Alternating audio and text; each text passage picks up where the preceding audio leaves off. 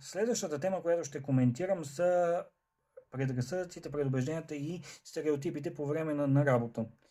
В видеото също ще стане дума и за предразсъдците, свързани с хранително-вкусовата част, нали, с културата им за хранене, но това малко по-нататък в видеото. Сега, през далечната еди си коя година започвам работа в една фирма, която се занимава с снабдяване на строителни обекти с материали, оборудване, екипировка, облекло, всичко от този ред на мисли. И първоначалните условия са аз да започна с работно време от 8 до 6 часа, с 1 час обедна почивка гарантирана и без да работя в тежки природни условия, както си работи всеки един друг кореец. Като по тежки природни условия разбирайте проливни дъждове, също така урагани, тайфуни, всичкото в тази редица. Обаче, с течение на времето, минава си година и половина, нещата се променят само и единствено в мой ущърб. Аз вместо да започвам в 8, започвам в 6:30 сутринта работата и завършвам някъде към 7:15. Има често случаи, в които свършваме и 7:20 работа и така. На път към вкъщи решавам да питам шефа, шефе, нали, мина година и половина, както виждате, като човек не съм конфликтен, върши си работата, не закъснявам, нали, не ми се случва с някои малки изключения. Може ли да говорим в даден момент за увеличение на заплатата? При което он ме изгледа леко така учуден, нали, и ми каза, Цецо, аз ще взема да ти намаля работното време. Което не че беше особено голямо щастие да го получа, обаче въпреки това, пак беше нещо. Безич, минаха няколко седмици и той започна леко така да ме подбазиква. Вие, чужденците, сте били, видите ли, много меркантилни. Аз го питам за какво. Искате увеличение на заплати, искате това, искате онова. Какво според вас, го питам аз него, съм поискал, на което нямам право. Година и половина започнахме на тия условия, вие ги променихте към тия условия, нито увеличение. За вас това нормално ли е? И он нали, си замълча, но продължи да си дърдори. Нали? И с течение на времето започнах да получавам доста атаки. Вие, чужденците, сте били такива, вие, чужденците, сте били онакива, вие, чужденците, сте били еди си какви си, много меркантилни, много взискателни, нали, искали сте били много пари. И аз му казвам, това си е стандартна практика. Когато човек работи, даже и у вас в Корея, когато човек работи 3 месеца, на третия месец вече му увеличават заплатата. Аз до сега работя на това време беше година и половина, при което той ми реагира по този начин. Но това не го спря него да си продължи да си дудне, но така или иначе с течение на времето просто престанах да му обръщам толкова много внимание. Но той си продължи да си говори такива неща. Оттам насетне хората имат изключително много предубеждение и за външния вид. Те там си имат техно разбиране за красотата и да, правилно ме чухте, говоря за красота и именно за красотата при мъжете, защото ако при нас на нашия континент, на нашия полуостров, поне се говори за мъжкарство, при мъжете в Корея се говори и за красота, защото нерядко корейците ползват повече козметика, отколкото ползват корейките самите. И техната красота е буквално човек да е гладко избръснат и ако е както за нас в момента, това, което виждате, с леко набола брада, ако човек се явите така на работа, в най-мекия случай, в най-лекия случай ще го оплюят. Нали, как може ти да се явяваш необръснат, как може ти така, как може ти така иначе. Със същия този шеф имах друг случай на предразсъдъци, при който ми правеше забележка заради това, че съм с брада. Проблема не е в това дали човек има брада или не, а дали тя изглежда прилежно. Защото имаше корейци, които ходеха с бради, не че те имаха много брада, Нали, но въпреки това имаше хора. И на тях много не им се правеше проблем, но ако човек дойде ето така с набола брада, т.е. да изглежда неспретнато, нали, това му се правеше забележка. По едното време, когато точно по време на COVID истерията, той започна да ми прави забележка, че видите ли, аз съм бил с брада, трябвало да съм я обръснал. И аз го питам, що? И он ми вика, защото изглеждате прекалено иноземно. Тоест като НЛО. И аз го гледам ете така леко като пребозало теле и го питам, ко каза? Нали, он ми вика, да, изглеждаш прекалено чуждоземен. Плашил съм му, вика, бил клиентите.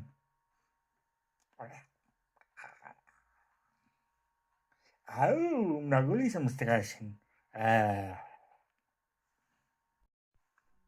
Така му рекох. И след няколко такива неуспешни опити да ми го каже, че съм, видите ли, бил плашило, защото съм имал бреда, той самия взе, че се отказа. Нали си намери нещо друго с каквото е със заглавичка? Вие реално разбирате ли за какво иде реч тук? Същия коментар бях отнесъл заради една моя лекота такава кълбойска шапка, която между другото беше направена в Корея. И това не е само с този човек. Имах многото такива и не само докато работех, ами и докато общувах с нормални хора. Да, правилно ме чухте. Работещите хора в Корея не са от най-нормалните. Аз през първите няколко години в Корея се разнасях с дълга коса, което нямаше как да не привлече внимание, защото корейците, като ги погледнеш, нали, от първия до последния с почти еднакви прически и изключваме, разбира се, тези 0,1%, които си позволяваха да бъдат различни. Като те много яхко и много последователно следват тенденциите на модата, което ги прави съответно и много податливи на всякакви форми на влияние.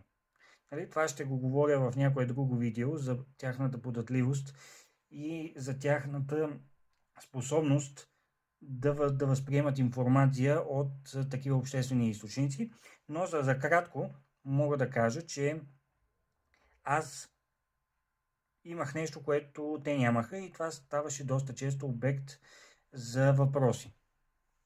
Едно от нещата, които ми задаваха задължително всеки един кореец, с когото се срещах, за да съм максимално статистически коректен, ще кажа, че едни 9 от 10 човека да се запознаят с мен. Един от въпросите, които задавах в буквално първите 10-15 минути от нашето запознанство, нали, което биеше на очи, просто биеше на очи, вие защо сте с дълга коса? Нали, което първоначално ме вкарва в ступор, защото в България никой нали, вас някой питал ли ви, ако сте с къса коса или ако сте с дълга коса? Ами не. Никой не ви пита, в България никога не ми беше задаван този въпрос. И там като бях съответно, аз им отговарям. Нали, на първия човек може би не отговорих точно, но на втория човек му отговори, защото така ми харесва. А защо проблем ли е?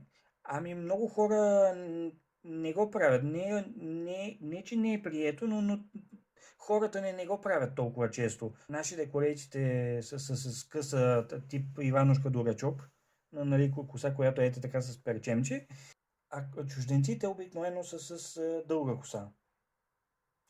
Извинете, с къса коса. И добре, това е лошо, че човек се отличава.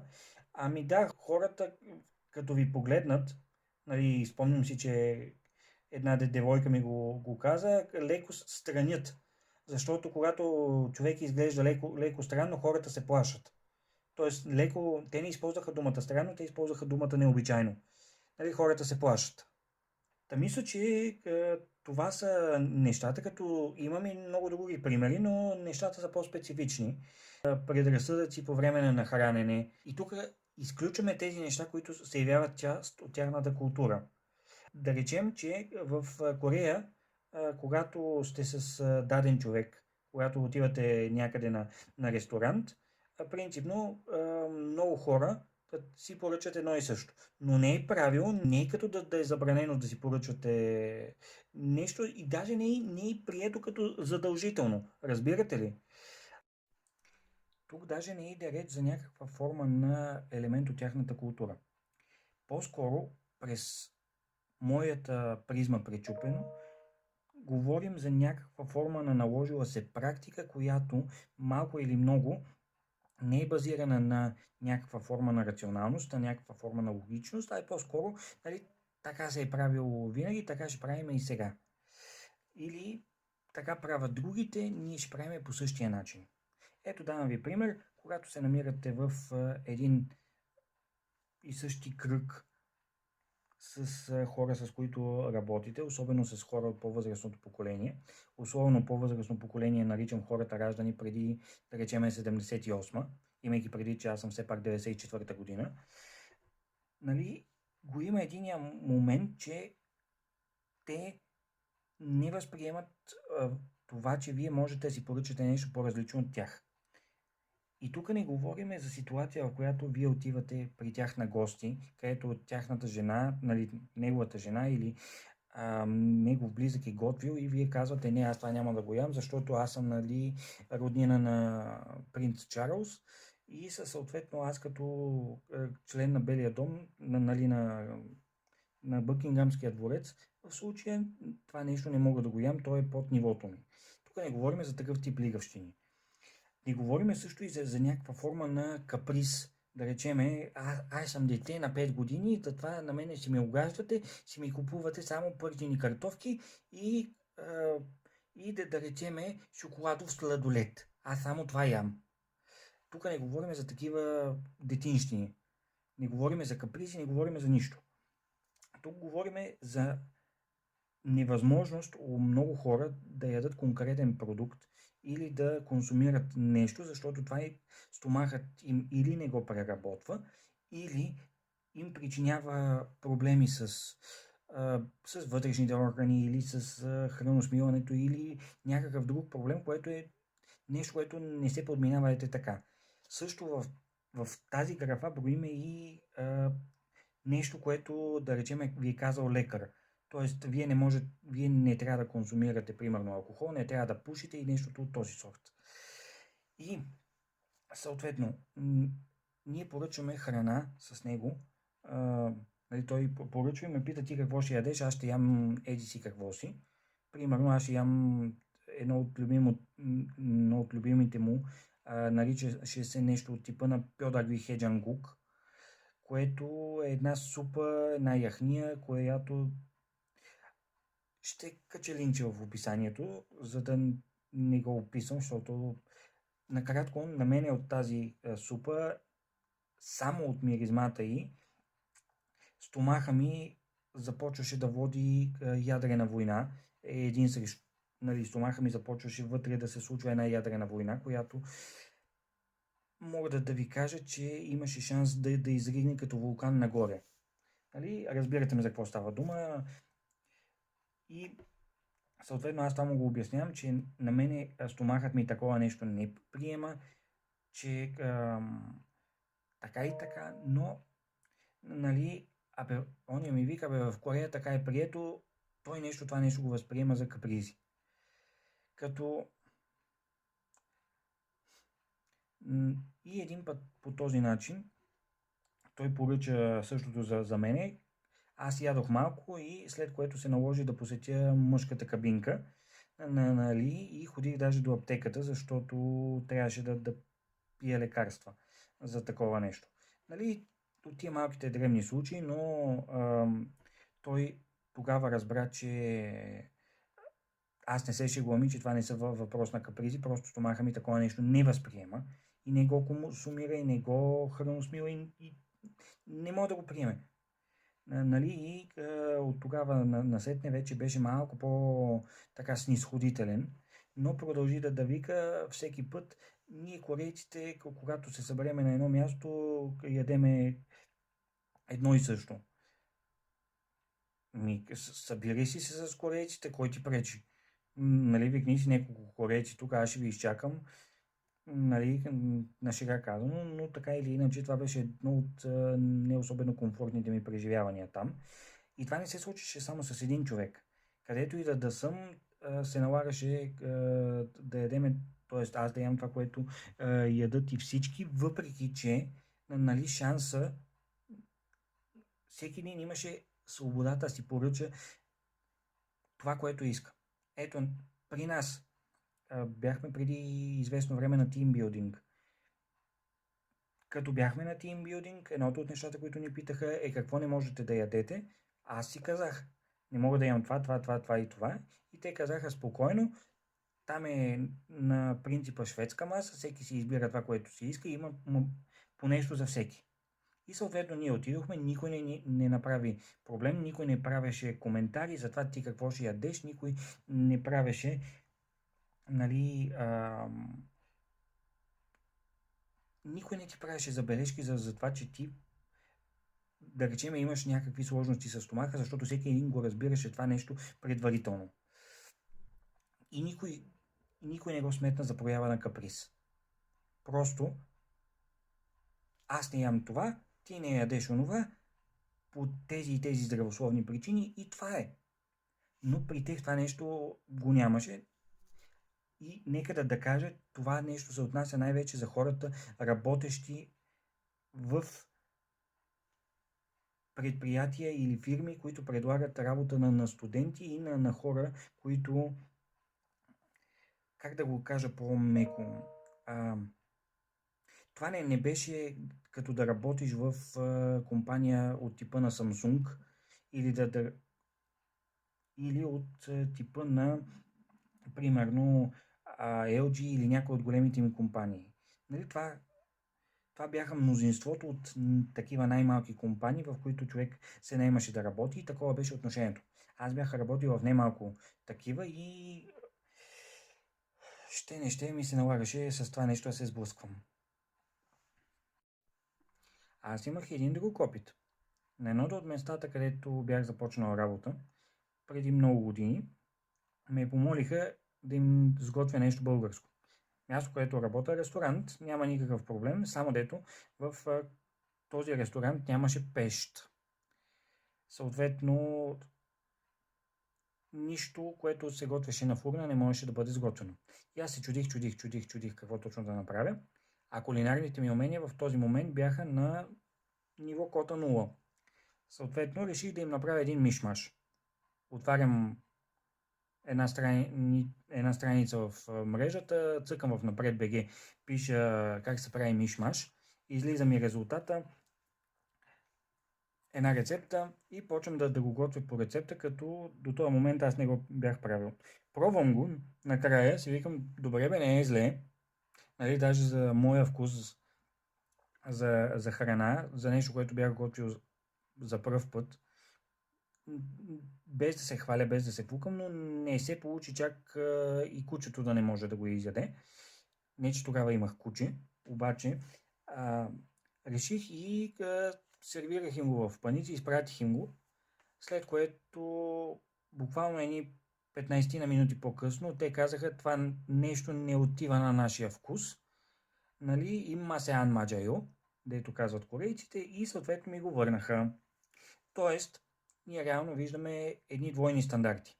Когато ние трябва да пробваме, т.е. когато аз трябва да пробвам нещо корейско, нали, аз кажа, че примерно това нещо на мене ми причинява някакви затруднения, усложнения в организма, за тях това са капризи, а когато аз нещо им направя на тях, нали, на нас не ни отива на вкуса, т.е. това не е нашия вкус, не можем да го ядем. Което не беше особено хубаво, но просто ете така за сравнение го давам.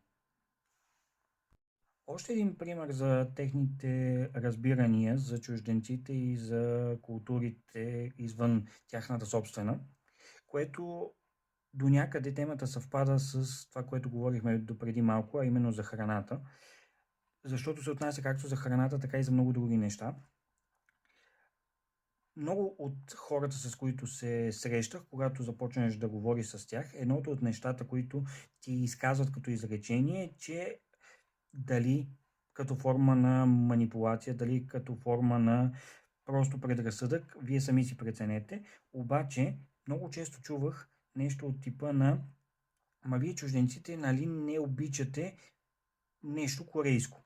И тук може да става дума както за корейска храна, така и за корейска музика, така и за корейски филми, така и за всяко нещо, което е свързано с корейската култура.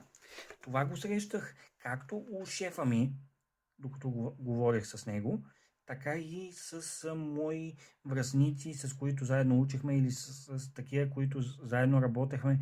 Много малко от тях в разговорите с мен не са се обръщали към мен с някакъв такъв аргумент. Което аз лично не можех да си обясня и до ден днешен не мога да си обясня къде точно го вадат. Това при положение, че в Корея едно от нещата, за които те самите говорят и те самите го изучават, е влиянието на Халю, нали, на така наречената корейска вълна. И има изключително немалко известни личности в Корея, чужденци, които участват в техни предавания и показват, че те се интересуват и от тяхната култура, и от техните традиции, и от техните обичаи, четат и учат и говорят корейски. Има някои, които говорят така корейски, че ти ако си затвориш очите и се заслушаш, ти си мислиш, че насреща ти говори кореец, а то всъщност отваряш и виждаш, че човека съвсем не е с азиатски произход и с азиатска външност. Така че откъде ги вадеха тия убеждения, откъде ги вадеха тия аргументи, просто не мога да си дам никаква представа. Не съм виждал някой да изказва ярко антикорейско мнение по отношение на храната или по отношение на която и да е част от културата. Въпреки всички тия неща, за които те знаят, от някъде те развиват някаква такава странна тенденция към създаване на предразсъдъци, предубеждения, стереотипи и така нататък. Което е нещо определено необичайно. Сега, което разбира се, ако на вас не ви пука, нали, по никакъв начин не би могло да ви повлияе, обаче, все пак, ако за вас такива неща са важни, нали, вече имате нещо, над което да мислите. Сега, понеже говорих прекалено немалко, мисля на това да приключа. Дадох немалко теми за разговор. Ако искате, коментирайте ги в секцията с коментарите. Кажете какво мислите и по темата за превозните средства, и по темата за храната, и по темата за здравето, и за външния вид, и за каквото се сетите. Нали, коментарната секция е напълно в ваше разположение. За да не се получава едночасово видео, защото все пак темата е доста голяма, смятам да приключа до тук. Ако някой го интересува нещо, напълно имате пълната свобода да ми го зададете въпроса в коментарите. Ще се постарая да отговоря колкото мога. И всеки един от вашите коментари и всеки един от вашите лайкове за това, което се постарах да ви разкажа, би могъл да ми помогне да развивам канала си, така че ще съм много благодарен, ако решите да ме подкрепите по този начин. На вас не ви струва абсолютно нищо, а от мене ще получите една наистина безкрайна благодарност. Така че това беше от мен. Аз бях и аз продължавам да съм Светелин. Това беше канала и продължава да е Вежливия лост представя. И до нови срещи!